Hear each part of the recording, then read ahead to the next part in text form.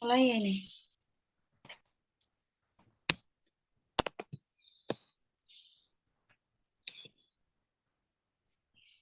Mulai, weh. Aku nunggu yang lain dulu. Langsung mulai aja, Des. Yaudah ya.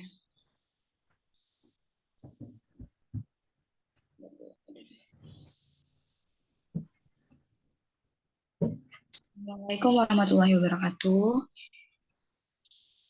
Waalaikumsalam warahmatullahi wabarakatuh. Waalaikumsalam warahmatullahi wabarakatuh. Baik, sebelumnya izin memperkenalkan diri. Nama saya Destri Zadia ini dengan NPM 2213032080. Di sini saya akan menjelaskan tentang laporan pelaksanaan kegiatan studi lapangan pada SMPN 20 Bandar Lampung mewakili kelompok 2 yang beranggotakan ada Bobi Ananda Babel, terus ada yang tolong ada Ninda Putri Sherliana, Agil Fitrah Lanova, Yosia Agustan Parulian Manurung, Deva Diani, Kori Aina, Regi Risnanda, Nopi Rahmasari, Adelia Safitri, dan saya sendiri. Baik, di sini saya akan menjelaskan yang pertama yaitu persiapan sebelum melakukan studi lapangan. Ada hal yang harus dipersiapkan sebelum melakukan studi lapangan, yaitu yang pertama,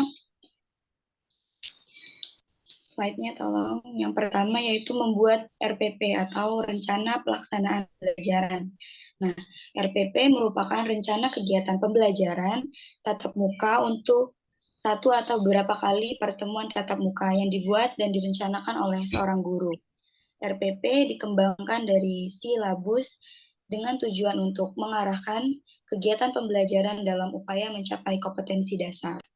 Tujuan pembuatan RPP ini adalah untuk mempermudah atau memperlancar dan meningkatkan hasil proses pembelajaran serta mengetahui profesionalitas guru.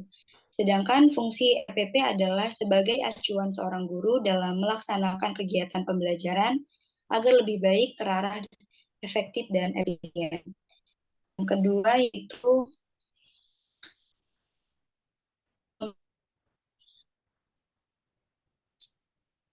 silabus dibuat oleh seorang guru untuk memberikan garis besar atau dalam sebuah proses pembelajaran. Silabus merupakan penjabaran dari standar kompetensi ke dalam materi pembelajaran.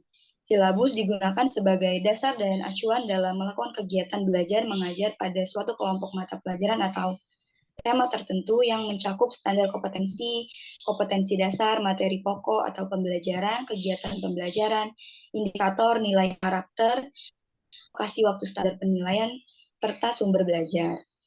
Yang ketiga yaitu perlu mempersiapkan atau membuat bahan ajar.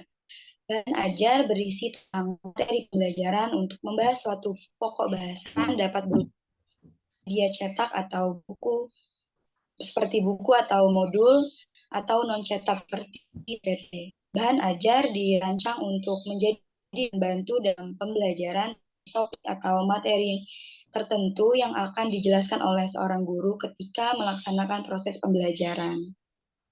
Sehingga pembelajaran pun semakin lebih terstruktur dan terarah. Yang keempat yaitu PPT atau PowerPoint. PowerPoint adalah aplikasi perangkat lunak yang biasa digunakan oleh guru atau mahasiswa atau peserta didik bukan dia dipergunakan guru untuk menerangkan materi pembelajaran di kelas dan dalam proses belajar yang disampaikan oleh guru dan materi yang dapat dipahami oleh siswanya. Yang kelima yaitu melakukan simulasi pembelajaran. Nah, dengan adanya kegiatan simulasi pembelajaran sebelum melakukan studi lapangan ke lokasi yang ditentukan bertujuan agar mahasiswa dapat merasakan suasana proses belajar mengajar di dalam ruangan kelas dengan kelompok yang berpura-pura menjadi peserta didik yang sesungguhnya atau nyata. Kegiatan simulasi merupakan metode pelatihan yang memperagakan suatu bentuk tiruan yang hampir sama dengan punya, dan setiap kegiatan yang dilakukan harus sesuai dengan kegiatan yang sudah tertera dalam PP. Nah, yang selanjutnya itu yang keenam adalah membuat surat izin kegiatan di lapangan oleh admin prodi. Nah, pada hari sebelumnya kami telah melakukan komunikasi dengan admin prodi KN, yaitu Kak Ahmad Tosi SPD, terkait dengan bantuan permintaan untuk membuat surat izin kegiatan studi lapangan mata kuliah IPS terpadu yang dituju pada SMPN 20 Bandar Lampung. Nah, yang ketujuh yaitu melakukan konsultasi kepada Kaprodi atau dosen pengampu IPS terpadu.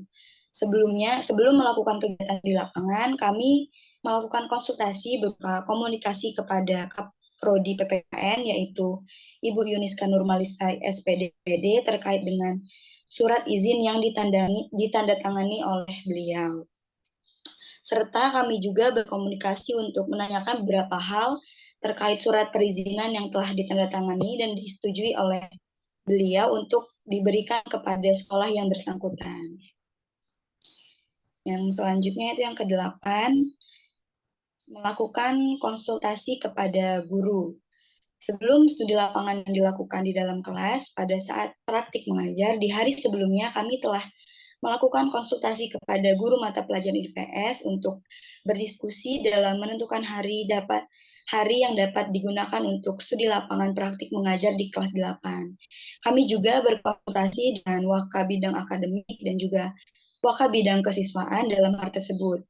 Maka mereka memberikan izin dan memberikan banyak kewajiban kepada kami sebelum melakukan studi lapangan praktik mengajar.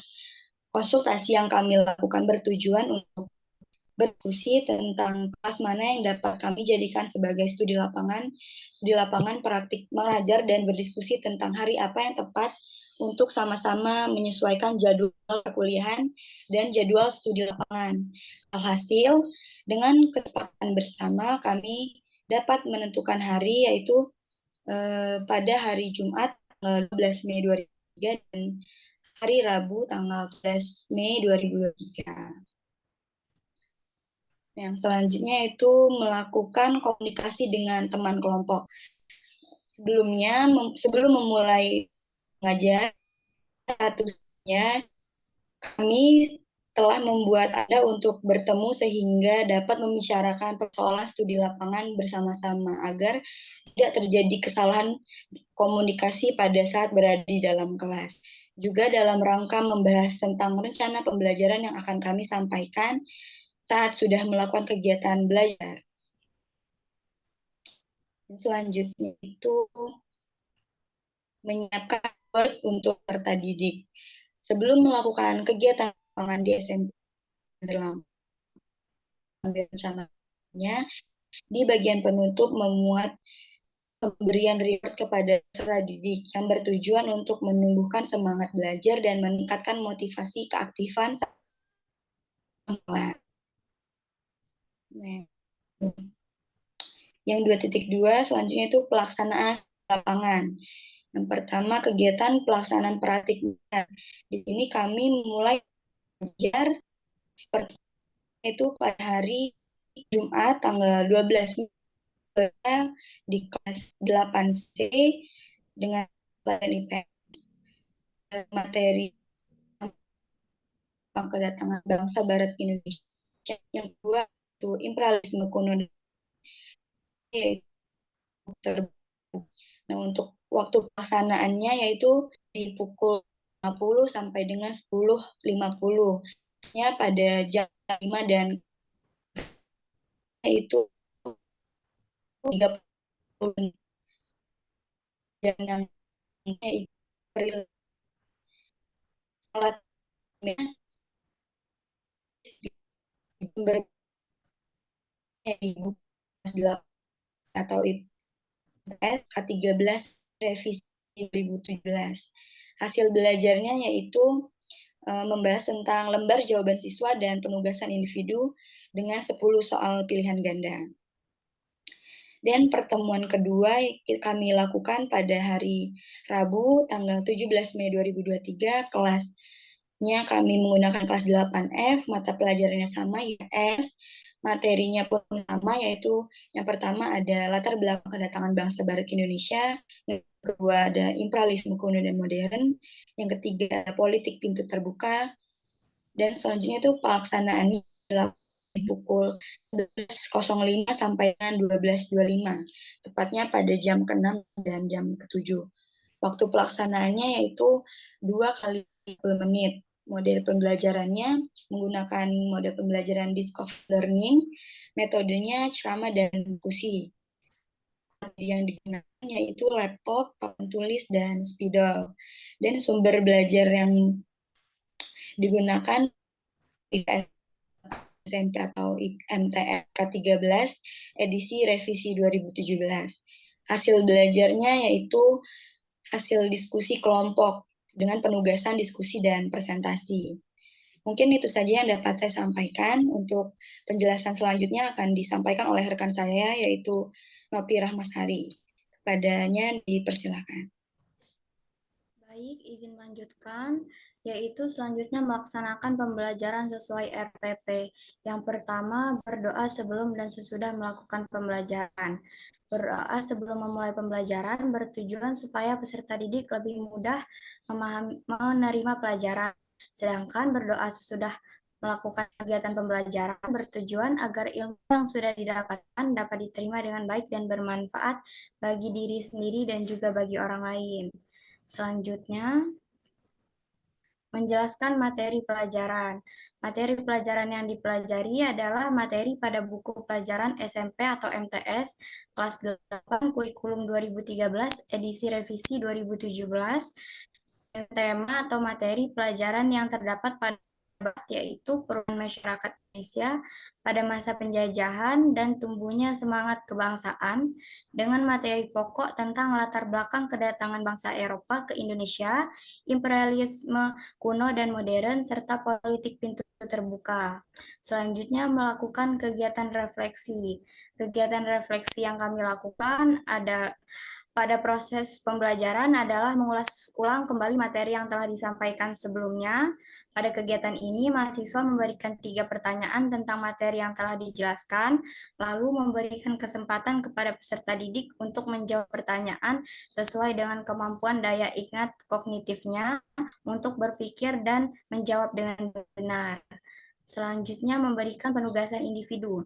Pada penugasan individu ini, terdapat 10 soal pilihan ganda dengan menggunakan lembar jawaban siswa yang telah kami sediakan sebelumnya. Penugasan individu ini bertujuan untuk mengetahui seberapa peserta telah memahami materi yang telah disampaikan oleh para pengajar agar proses pembelajaran berjalan dengan efektif. Selanjutnya, memberikan penugasan diskusi kelompok. Pada penugasan diskusi kelompok ini, dalam satu kelas telah dibagi menjadi 5 kelompok, dan dalam satu kelompok berisi 4-6 orang. Penugasan kelompok ini bertujuan untuk menciptakan kekompakan antara satu dengan yang lain. Diskusi kelompok ini berupa menuliskan kembali apa yang telah didapatkan tentang materi yang sudah dijelaskan sebelumnya. Kemudian setelah semua kelompok selesai menuliskan apa yang telah mereka dapatkan dan apa yang mereka ingat dari materi yang sudah dijelaskan, masing-masing kelompok mempresentasikan hasil diskusi mereka ke depan kelas. Selanjutnya melakukan ice breaking atau games. Kegiatan ice breaking kami tujukan kepada peserta didik untuk menghilangkan rasa jenuh dan bosan saat sedang belajar di dalam kelas. Kegiatan ice breaking ini dipimpin oleh satu atau beberapa orang dan peserta didik lainnya mengikuti instruksi yang telah diberikan pemimpin. Pada ice breaking yang kami berikan bernama game konsentrasi, yaitu dengan clue ikuti apa yang dikatakan, bukan ikuti apa yang diperagakan. Selanjutnya, hasil praktek.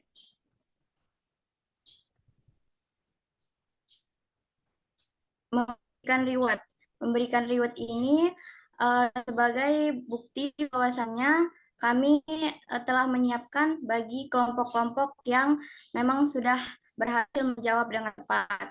Kemudian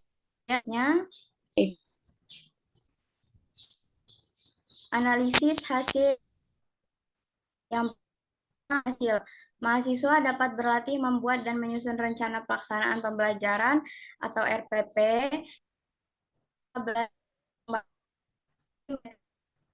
media dan sumber 8 yang mahasiswa mendapatkan pengalaman dalam pengelolaan tugas, pengelolaan waktu, interaksi dengan siswa, aktif serta kondusif dalam belajar dan praktikkan metode pembelajaran yang telah disusun. Kemudian hambatan yang pertama, masih terdapat kesulitan mengkondisikan didik yang cenderung suka bermain, terutama bermain gawai. Terlebih lagi peserta didik yang duduk di kursi belakang, sehingga dapat mengganggu teman yang lain untuk fokus menerima materi pembelajaran. Yang kedua, terdapat kesulitan memancing anak untuk aktif dalam berbicara. Yang ketiga, pada saat sesi diskusi, peserta lebih sulit untuk dikondisikan agar lebih tertib dan kondusif. Peserta didik cenderung asik sendiri dengan kegiatannya. Kemudian, yang keempat, kelas tidak dapat dikondisikan pada saat pembagian kelompok, serta beberapa siswa ramai sedang melakukan sesi presentasi di depan. Kemudian, selanjutnya, usaha dalam mengatasi hambatan atau solusi permasalahan. Yang pertama, berusaha bersikap tegas pada saat proses pembelajaran dan lebih aktif dalam memberikan pelajaran yang menarik kepada peserta didik, supaya lebih konsentrasi pada saat mahasiswa sedang menjelaskan materi. Yang kedua, memberikan peringatan kepada peserta didik yang ramai dan terkesan asik sendiri dengan kegiatannya pada saat siswa sedang menjelaskan materi pelajaran. Yang ketiga, berusaha untuk mengkondisikan kelas dengan memberikan kesempatan bagi peserta didik untuk mempresentasikan hasil diskusi kelompoknya di depan kelas. Yang keempat, berusaha untuk memanage waktu dalam proses kegiatan pembelajaran di kelas agar proses belajar mengajar menjadi lebih kondusif. Yang kelima, jika kelas sudah tidak kondusif, maka mahasiswa memberikan game di sela-sela aktivitas belajar agar peserta didik dapat bersemangat kembali dalam belajarnya. Kemudian, yang terakhir, perbandingan kelas. Pada saat mengajar di kelas 8C, peserta didik cenderung lebih pasif dan tidak semangat. Sedangkan pada saat mengajar di kelas 8F, diarahkan untuk mengikuti kegiatan pembelajaran. Dapat disimpulkan bahwasannya siswa kelas 8F kondisi kelasnya lebih kondusif serta aktif dan dapat diarahkan dengan baik dibandingkan dengan kelas 8C yang sangat ramai dan kondisi kelasnya tidak dapat dikondisikan dengan baik. Sudah diberi peringatan tegas, tapi tetap saja masih terdapat siswa yang tidak memperhatikan dan masih saja ada siswa yang berbincang dengan teman sebayanya serta terdapat jelas bermain gawai saat menjelaskan materi pembelajaran. Siswa kelas 8F lebih aktif dan siswa kelas 8C cenderung pasif, tetapi kedua kelas tersebut sama-sama aktif dalam kegiatan sesi diskusi kelompok. Walau tidak kondusif ketika salah satu kelompok sedang mempresentasikan hasil kerja diskusi kelompoknya. Mungkin itu saja penjelasan dari saya kembalikan kepada moderator. Baik, terima kasih kepada Novi. Mungkin itu saja yang dapat kami sampaikan atas laporan pelaksanaan kegiatan studi lapangan pada SMP Negeri 20 Bandar Lampung. Selanjutnya akan ada video yang akan dijelaskan oleh rekan saya, yaitu Adelia Fitri.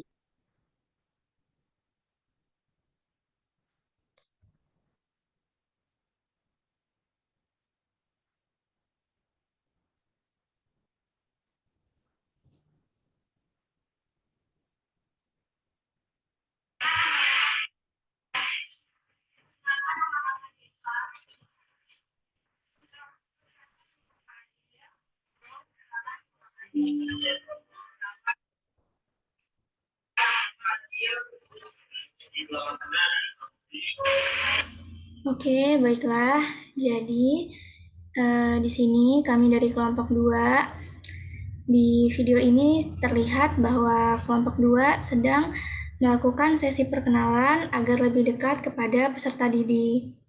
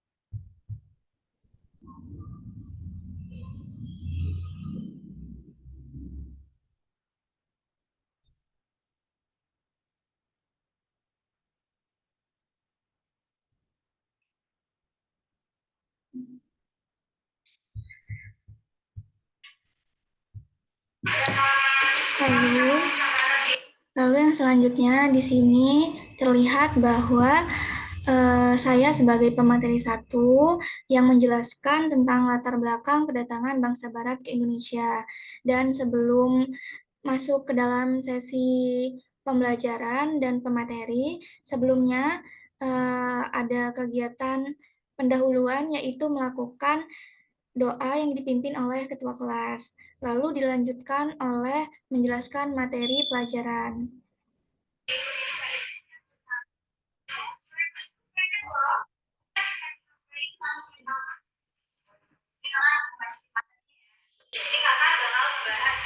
Lalu pemateri kedua oleh Destri Jadia Arini yang menjelaskan materi pelajaran tentang imperialisme kuno dan modern.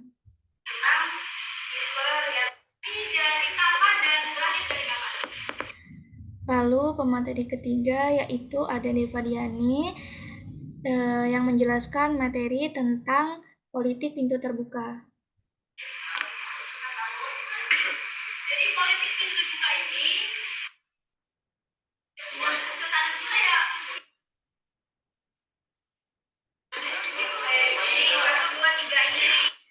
Jadi terlihat di dalam video ini bahwa kami sedang membagi kelompok dan di dalam satu kelas ini terbagi menjadi 6 kelompok besar yang dalam satu kelompoknya terdiri dari 5 sampai 4 orang siswa. Terus ini kelompok 2, 1, 2, 3. Tujuan kami membagi kelompok di sini adalah ingin melakukan diskusi kelompok, yaitu kami memberikan 3 pertanyaan dan siapa cepat kelompok siswa yang dapat menjawab pertanyaan dari kami, yaitu berupa 3 pertanyaan.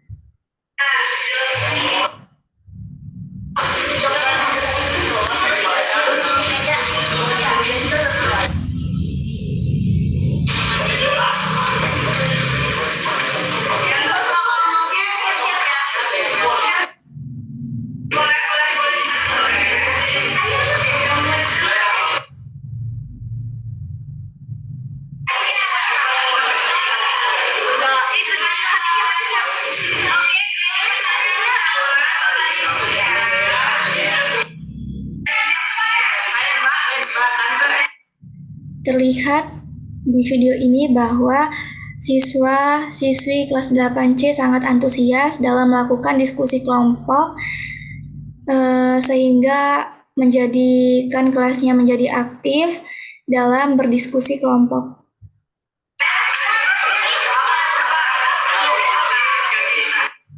Tujuan kami memberikan beberapa pertanyaan, yaitu berupa 3 pertanyaan di sini, untuk melakukan umpan balik kepada siswa agar kami mengetahui seberapa jauh pemahaman siswa terhadap materi pelajaran yang telah kami sampaikan.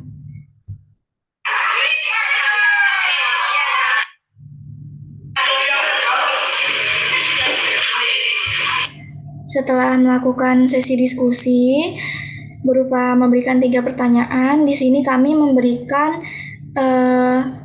soal berupa post-test, yaitu sebanyak 10 soal pilihan ganda kepada peserta didik.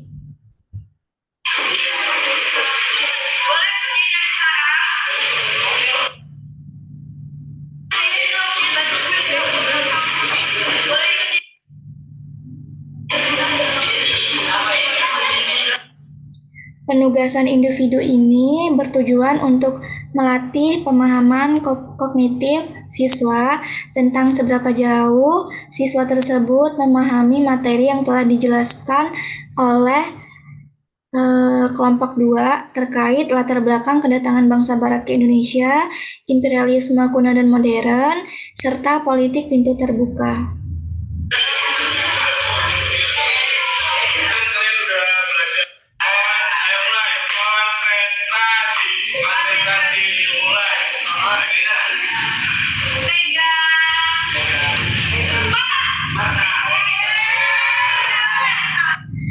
Terlihat di video ini bahwa kami sedang melakukan ice breaking, yaitu ice breaking tentang Game konsentrasi artinya ikuti perkataan, bukan ikuti pergerakan. Tujuan dilakukannya kegiatan ice breaking ini untuk meningkatkan motivasi siswa dalam semangat belajar agar tidak jenuh dan tidak bosan karena seharian telah melakukan aktivitas pembelajaran yang sangat padat.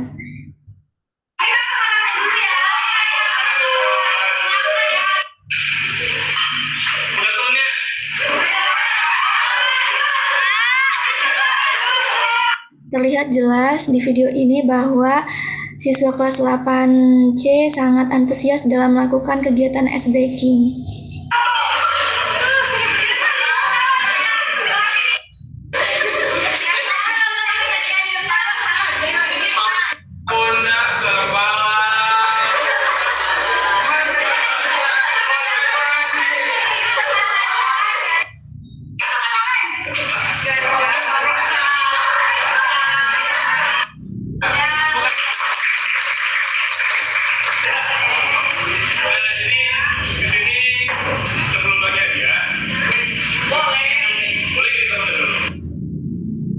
Setelah kegiatan pembelajaran selesai dan telah melakukan kegiatan ice breaking, yang terakhir yaitu adalah kegiatan pembagian reward kepada peserta didik, bertujuan untuk mengapresiasi bahwa peserta didik dapat dan telah mengikuti kegiatan pembelajaran dengan baik pada hari ini di kelas 8C.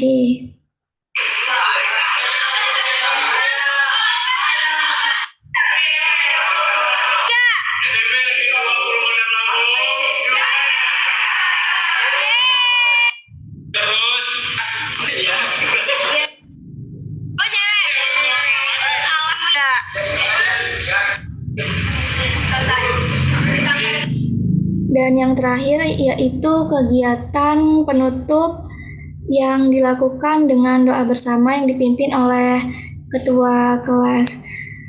Cukup sekian kegiatan praktik mengajar dari kelompok 2 IPS Terpadu. Jika ada kesalahan kata, kami mohon maaf. Sekian presentasi yang dapat kami sampaikan. Wabillahi taufiq walhidayah. Wassalamualaikum warahmatullahi wabarakatuh. Waalaikumsalam Waalaikumsalam warahmatullahi wabarakatuh.